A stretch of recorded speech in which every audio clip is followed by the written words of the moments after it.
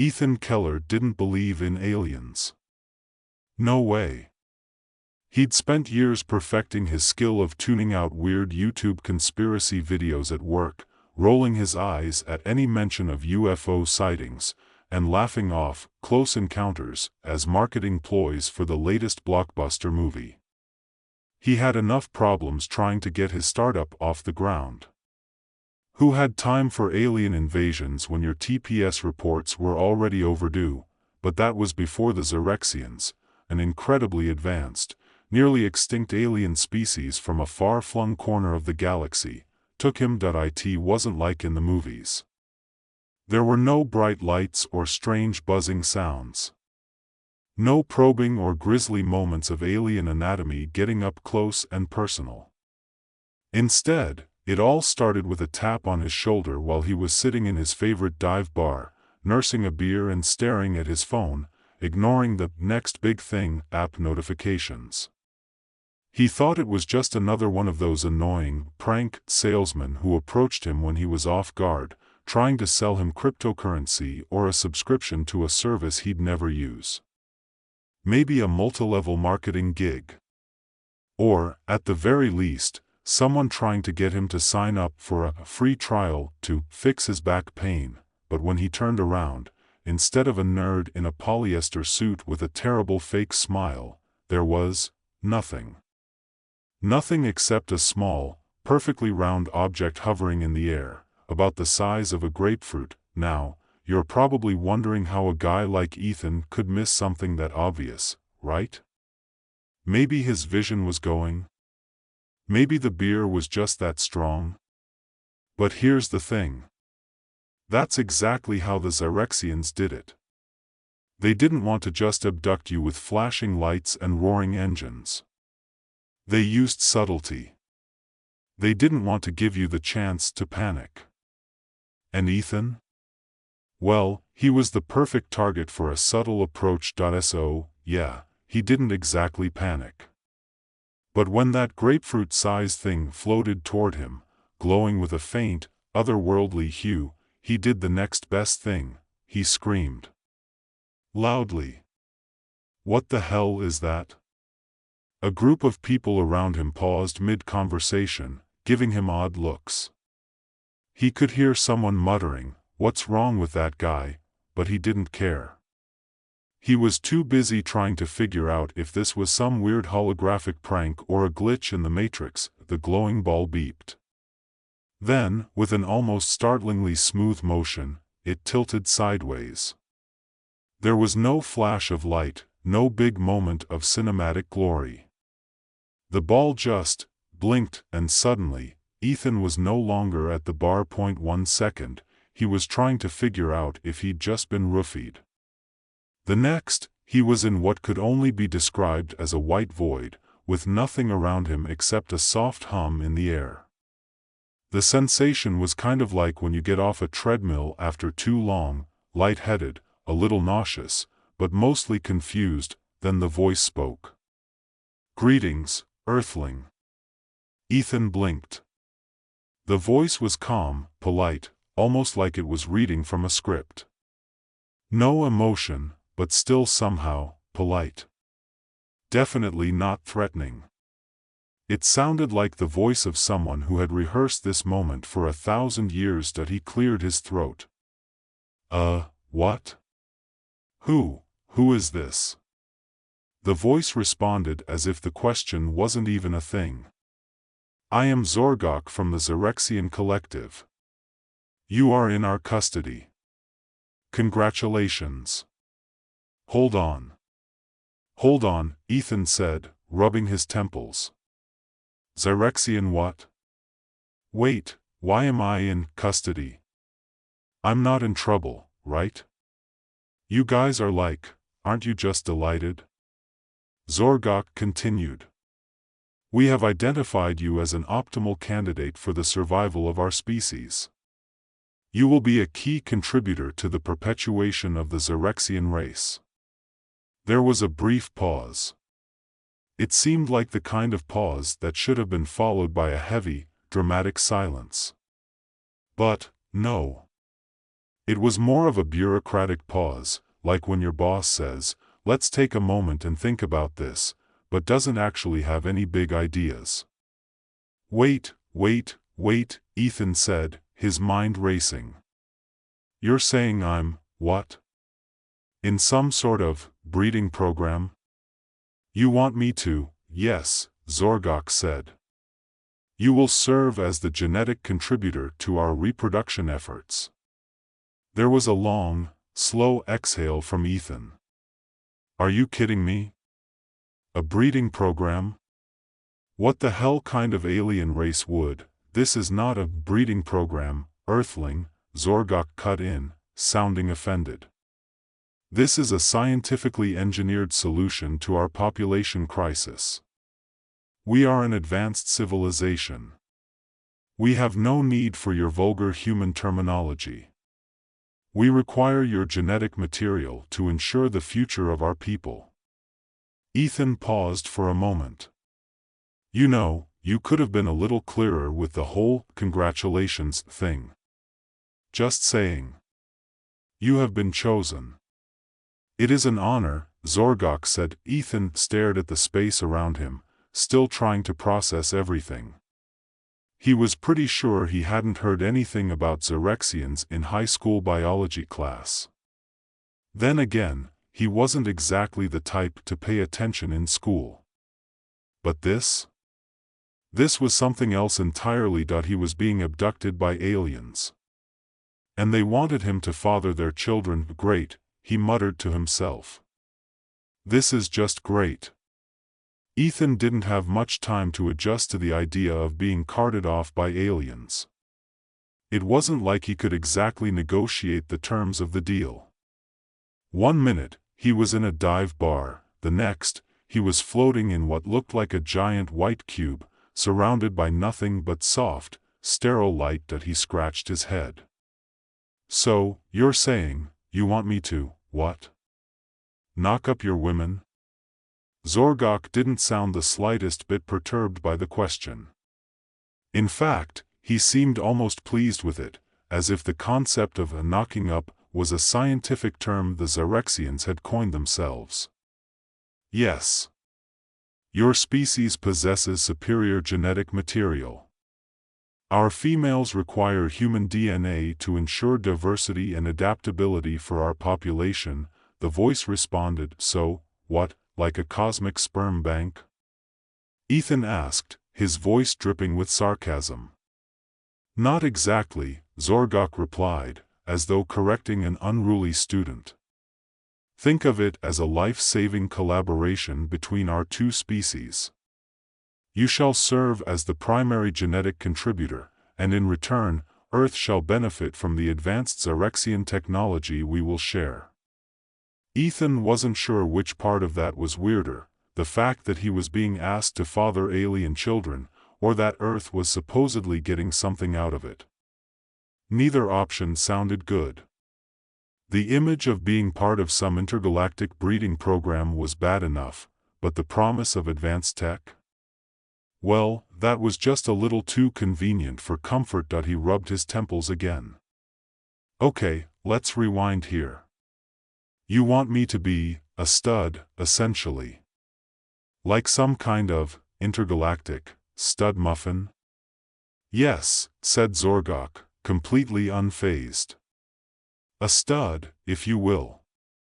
You are ideal for the purpose."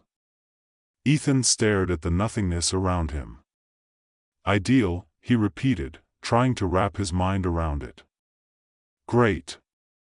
Just what every guy wants to hear. I bet you tell all the guys that, huh?" "Not all," Zorgok replied, "just the best candidates." "Right. Sure." Ethan scoffed and looked around. It felt like the air was getting thinner, or maybe it was just him. The idea that he'd been pulled into some weird, high-stakes alien mission was making his stomach churn. "And let me guess, you're going to take me to your home planet now?" "Indeed. We are traveling to Xerexia as we speak." Ethan's head whipped around as if expecting to see some grand interstellar ship, but there was nothing. No flashing lights, no engines roaring to life. Just stillness.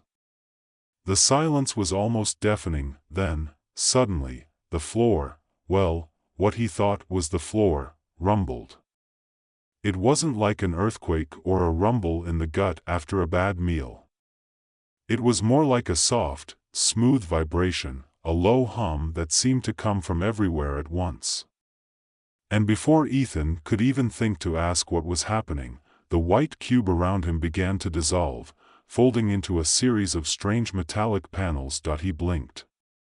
In a split second, he was no longer alone in the sterile white void. He was standing on the deck of a ship, a massive metallic vessel that stretched out in all directions. The walls were sleek and smooth, with lines so perfect they looked almost unnatural. There was no visible engine room, no windows, no obvious controls, just panels and glowing lights. As Ethan took it all in, a door slid open, and two figures entered the room.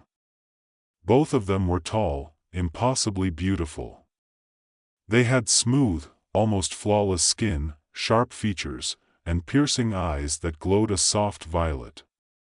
But what struck Ethan the most was how emotionless they looked. No warmth, no curiosity. It was like they were made of marble. The one on the left spoke first. "Greetings, human," she said, her voice musical, but distant. "I am Lyra. I will be your guide during your stay here on Xerxia." Ethan forced a smile. "Yeah, sure.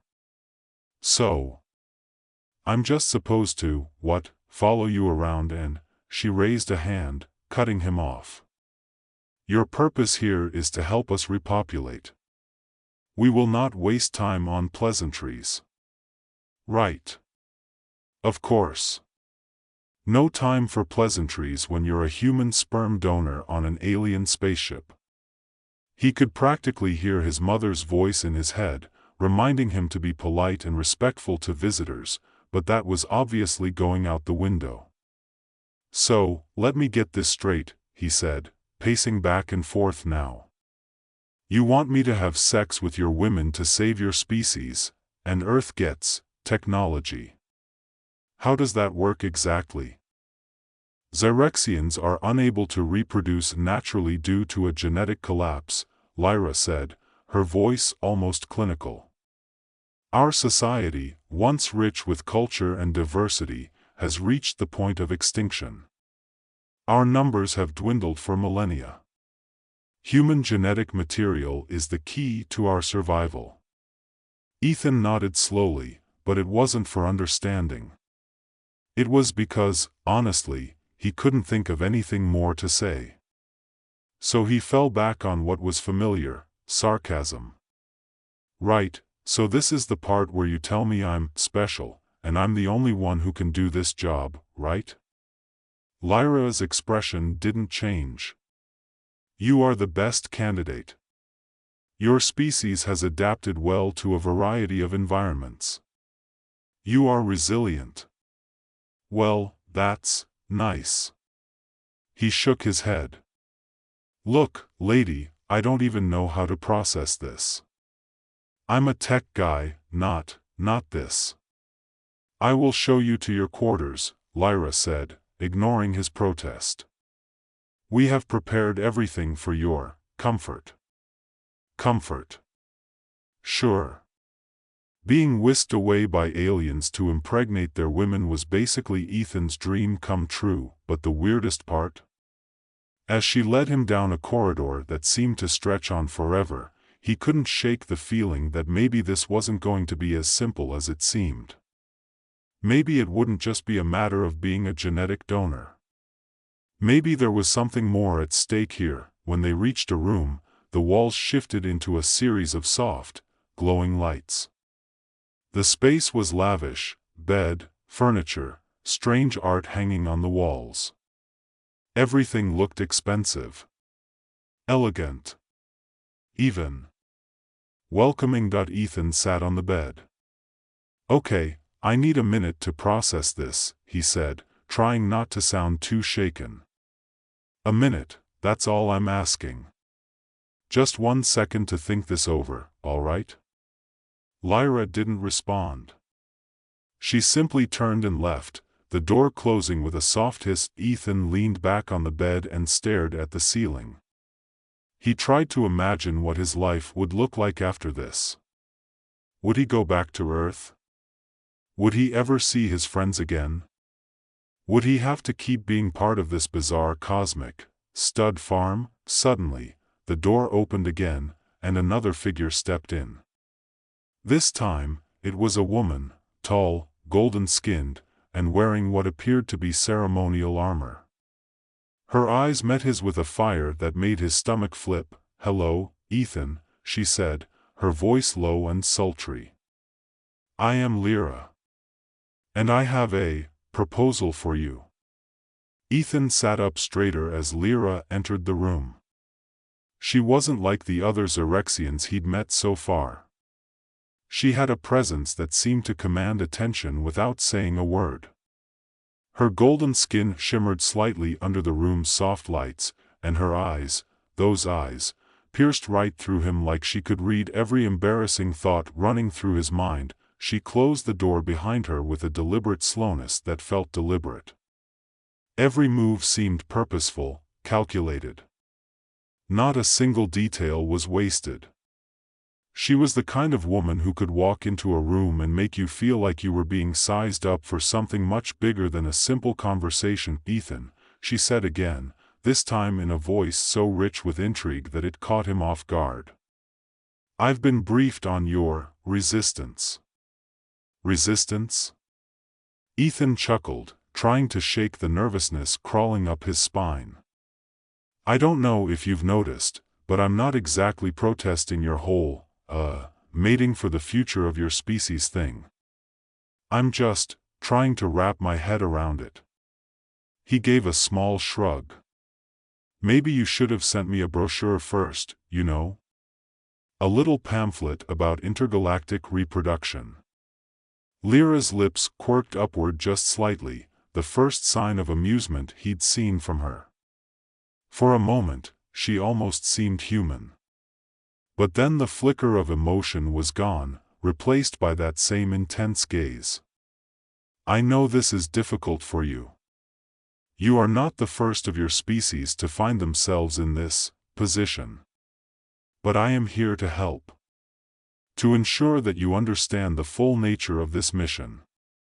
Ethan raised an eyebrow. "A mission?" he repeated, unsure if he should be insulted or relieved. "Is that what we're calling it now? A mission?" "Yes," she said, as though the word itself was sacred. "A mission for the survival of 2 species. Our needs, as you know, are urgent. But we also require your understanding." She took a step closer, lowering her voice as though sharing a secret. "And we require more than just your genetic material." Ethan frowned. "More?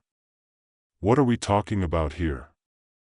I thought the whole save the species thing was just about, doing the thing."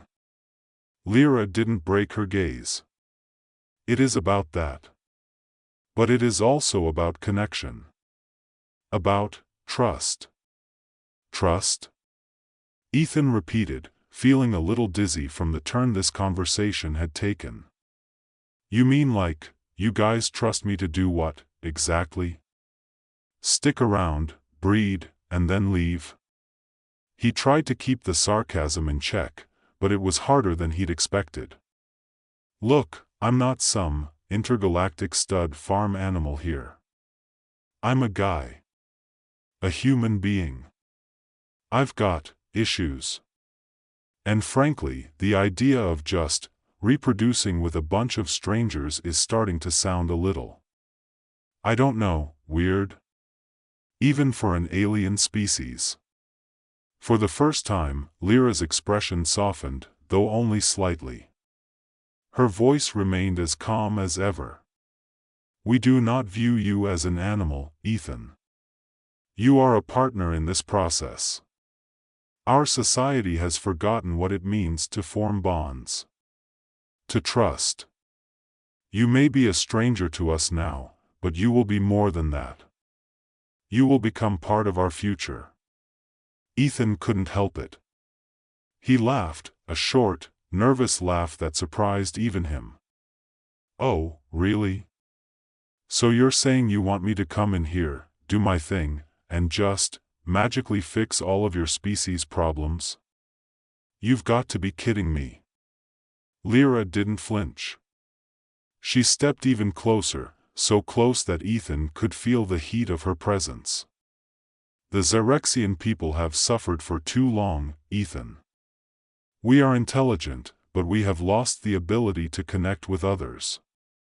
We've become cold, calculating. We need what you have. You have something we lost long ago, the ability to love. Ethan took a step back, his heart hammering in his chest. Love? Look, I think there's been some kind of misunderstanding here. I'm just a regular guy from Earth. I've got my own problems, my own baggage.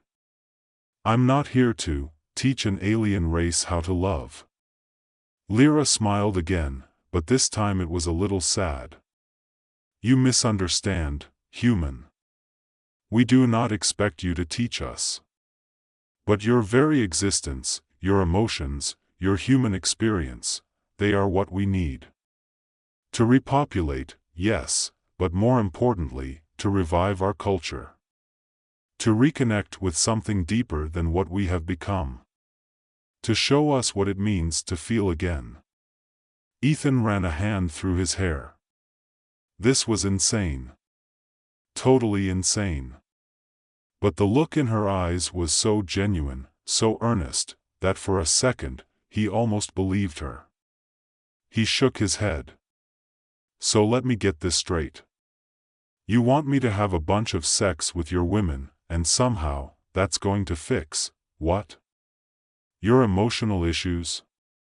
Your entire species just forgot how to feel? Not forgotten, she corrected softly. Lost. We became so focused on our technology, our progress, that we forgot the one thing that makes us truly alive. Ethan opened his mouth to respond, but nothing came out. He couldn't think of anything to say.